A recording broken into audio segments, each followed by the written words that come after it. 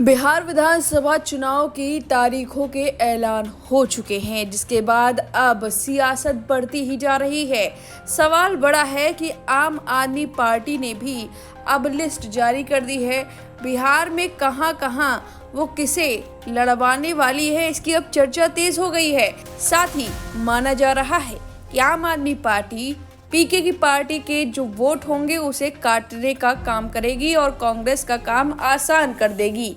आखिर क्या है पीके फैक्टर, कैसे आम आदमी पार्टी काम करने वाली है बिहार में, न जीतेगी न जीतने देगी, वोट कटवा पार्टी बन जाएगी। और ऐसा ही कुछ पीके के पक्ष में भी सामने आ रहा है। हालांकि पीके अब सबसे आगे खड़े होते हुए नजर आ रहे। चलिए बिहार की राजनीति का समीकरण आपको विस्तार से बताते हैं। दरअसल बिहार में आम आदमी पार्टी के संगठन को बचाने की कवायद के तहत अरविंद केजरीवाल की पार्टी ने पहली लिस्ट जारी कर दी है। अब ये साफ नहीं है कि पार्टी कांग्रेस वाले इलाकों में भी उम्मीदवार उतारेगी या नहीं, जिसके बाद अब सवाल उठने लगा है कि आखिर बिहार में आम आदमी पार्टी की एंट्री से क्या पीके को ज्यादा फर्क पड़ेगा। तो चलिए जानते हैं। राष्ट्रीय जनता दल यानी आरजेडी उन दलों में से है जो इंडिया ब्लॉक में आम आदमी पार्टी के साथ कई राष्ट्रीय मुद्दों पर एक जैसी राय रखते हैं। संसद में आप के संजय सिंह और आरजेडी के मनोज झा की एक साथ तस्वीरें अक्सर देखी जा सकती हैं। आरजेडी बिहार में एनडीए को सत्ता से हटाने के लिए इंडिया ब्लॉक की अगुवाई कर रही है। इसके बावजूद आपने पहली बार बिहार विधानसभा चुनाव लड़ने का ऐलान किया है। पार्टी पहले ही 11 उम्मीदवारों की पहली लिस्ट जारी कर चुकी है और जल्द ही दूसरे और तीसरे लिस्ट भी जारी करने वाली है।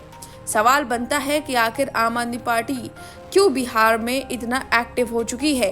कारण क्या केवल पार्टी की साख बचाना ही है या पिक्चर के पीछे बड़ा खेल हो रहा है।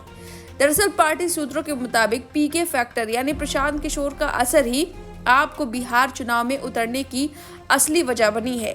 बिहार आप अध्यक्ष राकेश यादव का कहना है कि ये फैसला बिहार के वोटरों को विकल्प वाली राजनीति दिखाने के लिए लिया गया है। आपके संगठन महासचिव संदीप पाठक ने बहुत पहले एक घोषणा की थी कि पार्टी बिहार में चुनाव लड़ेगी, लेकिन जब से उम्मीदवारों की लिस्ट जारी हुई है तब से संदेह पर अब मुहर लग गई है। एक वरिष्ठ नेता ने मीडिया को बताया कि प्रशांत किशोर का असर आपके संगठन पर दिखने लगा था। डर था कि पार्टी के स्थानीय नेता और कार्यकर्ता जनसुराज में चले जाएंगे। दरअसल प्रशांत किशोर का जनसुराज मॉडल राजनीति का वही पैटर्न पेश कर रहा था जो आपका मूल मॉडल यानी जनता से जुड़ी साफ सुथरी और मुद्दा आधारित राजनीति है। एक वरिष्ठ नेता ने बताया कि आपने 2020 विधानसभा चुनाव और 2024 लोकसभा चुनाव नहीं लड़ा।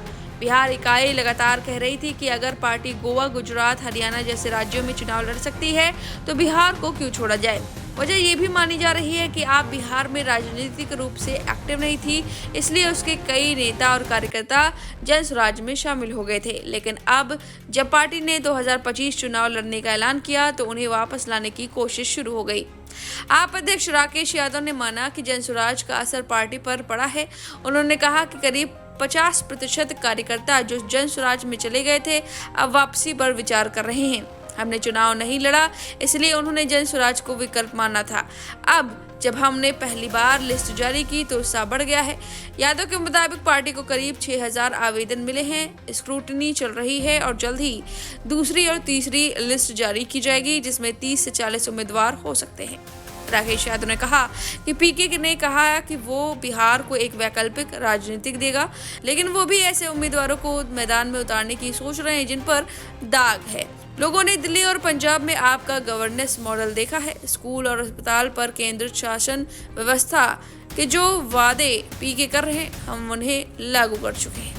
मैं आपको बता दें कि जब आरजेडी ने दिल्ली विधानसभा चुनाव नहीं लड़ा था तो सवाल उठा कि क्या आपका बिहार चुनाव में उतरना दोनों पार्टियों के रिश्ते पर असर डालेगा। इस पर आप विधायक संजीव झा ने कहा कि हम हिमाचल प्रदेश में भी चुनाव लड़े थे लेकिन कांग्रेस जीती, इससे हमारे रिश्तों पर कोई असर नहीं पड़ा।